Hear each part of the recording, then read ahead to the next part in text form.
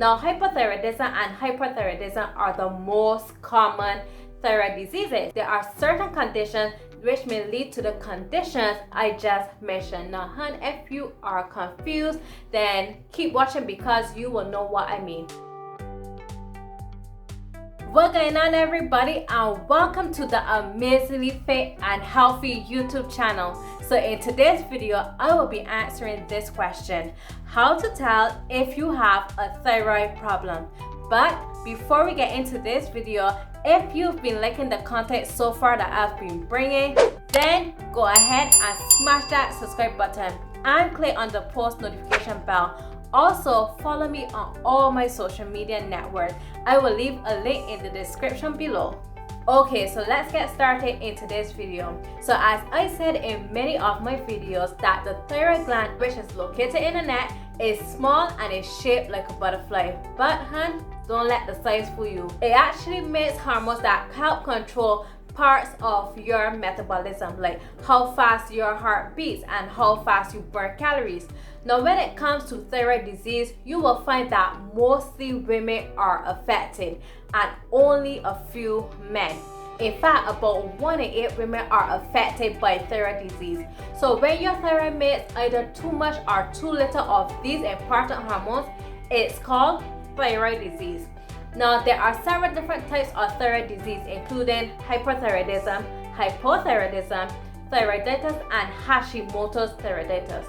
Now, hypothyroidism and hyperthyroidism are the most common thyroid diseases. There are certain conditions which may lead to the conditions I just mentioned. Now, if you are confused, then keep watching because you will know what I mean.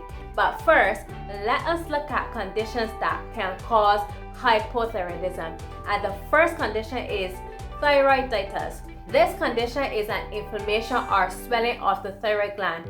Now, thyroiditis can lower the amount of hormones your thyroid produces. The second condition is Hashimotos thyroiditis.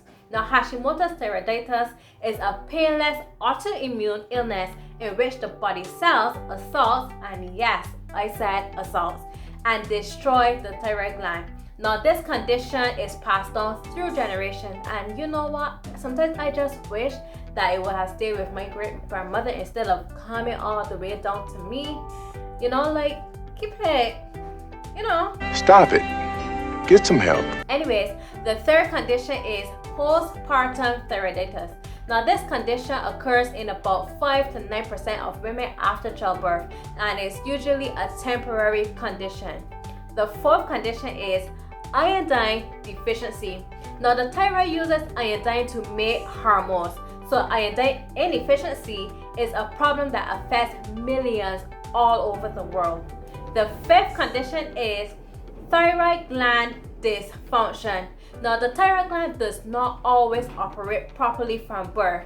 Actually, 1 in about 4,000 births is affected, and if the child is not treated, then he or she may develop physical and mental problems in the future. And I believe, guys, that you are getting the picture of how important this small gland is. That is why the thyroid gland should be checked in all babies with a screening blood test in the hospital. Let us now look at conditions that can cause hyperthyroidism. And the first condition is Graves' disease.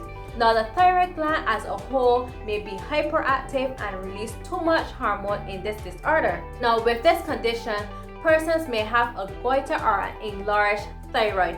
Now, that is why you will see people with a swelling in the neck, and it's because of this very condition. The second condition is thyroiditis. Now, this disorder can either be painful or maybe not felt at all, right? But in thyroiditis, the thyroid hormone releases hormones that are stored there, and this usually lasts like maybe a few weeks or a few months.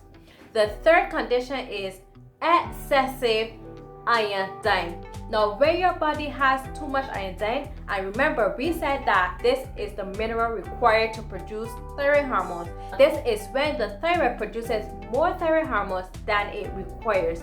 The fourth condition is nodules. Now, hyperthyroidism can be caused by nodules that are overactive within the thyroid. A single nodule is called toxic autonomously functioning thyroid nodule, while a gland with several nodules is called a toxic multinodular goiter.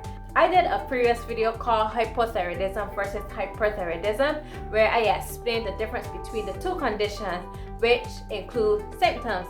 And also in that video, I spoke about your TSH, your T4 and your T3 levels, and how you can know which condition you have if you experience any of the symptoms. So guys, if you experience any of the symptoms I mentioned in that video, by all means, go to the doctor immediately. I remember I delayed my visit to the doctor and it was so bad.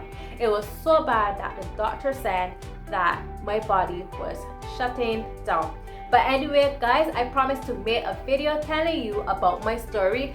But until then, we have come to the end of this video. Don't forget to subscribe to this channel because you don't want to miss out on when I made that particular video. So share this video with your friends, your families, your enemies. Until next time, bye.